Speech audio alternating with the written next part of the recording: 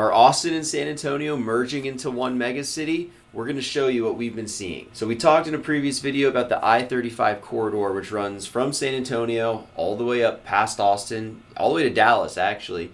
But the section from San Antonio to Temple, let's say, has seen a ton of growth. 3 of the top 5 cities in the United States in terms of year-over-year population growth lie in that corridor. There's also a large 3,100 acres mixed-use development is huge. To put that in perspective, the domain is in the 100-plus category, and now we're talking 3,000 acres. Basically, what we're doing is tracking any story of development along this I-35 corridor, and this just jumped out at us. I mean, it's a monster development, and it really starts to fill in a pattern that's going to be the theme of this particular video, which is it's not just any one isolated development, even something as huge as this project.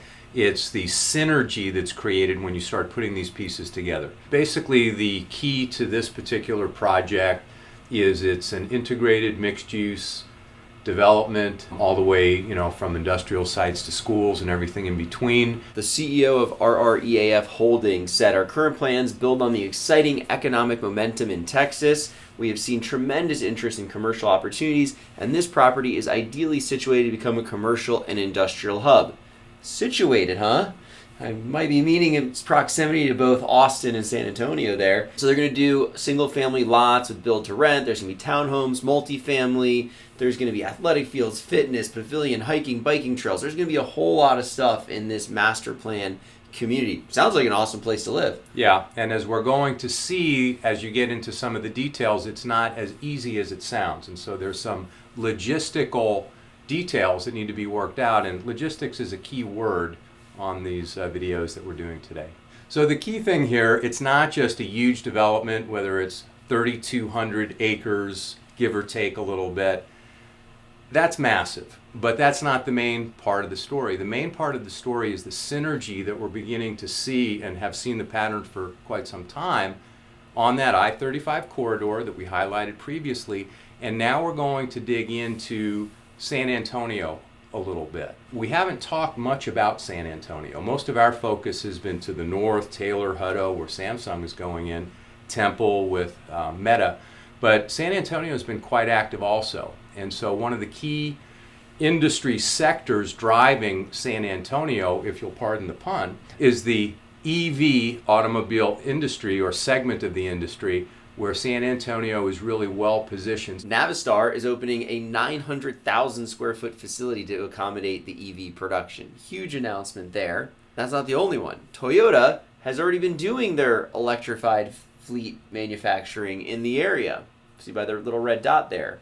And now DeLorean, so those of you that are old enough to remember DeLorean, Back to the Future. Yeah, really cool race car, kind of a futuristic design. They're getting back into the active production, focusing on the EV market, really adding to the synergy that we're seeing down in San Antonio regarding the automobile sector. So their headquarters will bring 450 jobs to the community, and the plan is still in the final stages, but it looks like this is going to go through. Now, what does it all mean? DeLorean basically said by planning to establish their global headquarters in San Antonio that they're validating the talent, strategic preparation, and adaptability that our region provides for EV manufacturers to thrive. So what does all that mean? What it means basically, as we go to the next slide, is that now we begin to see some of the puzzle pieces coming into play. The Boring Company, Elon Musk's tunnel company, is driving some of this activity, if you will, in the San Antonio market. For the first time, Elon Musk's company has gotten the go-ahead to start on a public-facing project in the general Austin area, and guess what? They're located up in Pflugerville. They've been there for a few years, but they have an announcement that the Kyle City Council made. It's a small number, $50,000 for a professional services contract agreement for engineering work, but what are they working on? We go to the next slide, and oh wow, what do you know? It's right in between Austin and San Antonio, and they're basically planning on putting in what they're calling a pedestrian tunnel. So this is for the Kyle Crossing Project, Central Southwest Texas Development, and it's been approved. There's still some hurdles that they're going to be working through. So the idea is that this is a 12-foot diameter tunnel that has a 10-foot path that would stretch under a railroad track. So what we're beginning to see with the development is the logistics, the cost, and the safety factor of integrating with the existing infrastructure. And so I think this is a really important quote from the City Council, basically saying that the pedestrian underpass will accommodate multimodal transportation options, both slow and fast moving, including electric vehicles, bicycles, and pedestrians. A preliminary engineering report stated tunneling would safely connect the neighborhood to the commercial hub. The picture on the right, you can see the railroad tracks. Then you can see the electrical power lines that are basically above the railroad tracks on both sides. So what the slide is saying, in terms of connectivity near the railroad, the city initially wanted to pursue a pedestrian path alongside a nearby bridge that allows vehicles to cross the tracks. But the idea was rejected because of safety concerns. The officials looked into a pedestrian overpass, but it was deemed unfeasible because of nearby high voltage electric lines. That spawned the idea for a tunnel, and boring was selected after a request for proposal process. What we're really looking at here is logistics. Why tunnels? Why are tunnels important? So solving traffic issues. Again, it has a lot to do with cost and safety. If you've got railroad tracks, if you've got a highway, for example, and you're looking to cross over for transportation, ingress and egress, and supporting the commercial sector, the subdivisions, the residential communities, people have to get back and forth. It's a lot of money, it's a lot of time. Mm-hmm. Tunneling seems to be a real solution, both on a cost efficiency standpoint, but also on an environmental impact standpoint. But it's really the trend that is going to reshape the real estate development, particularly here in Texas. When you look at Austin, San Antonio, and you zoom out and you compare that to Houston, and you see the ring of network of highways that are around the city, and you start to picture a similar ring around the Austin metro area, you see that it starts to intersect with that of San Antonio, kind of making this into one large mega city.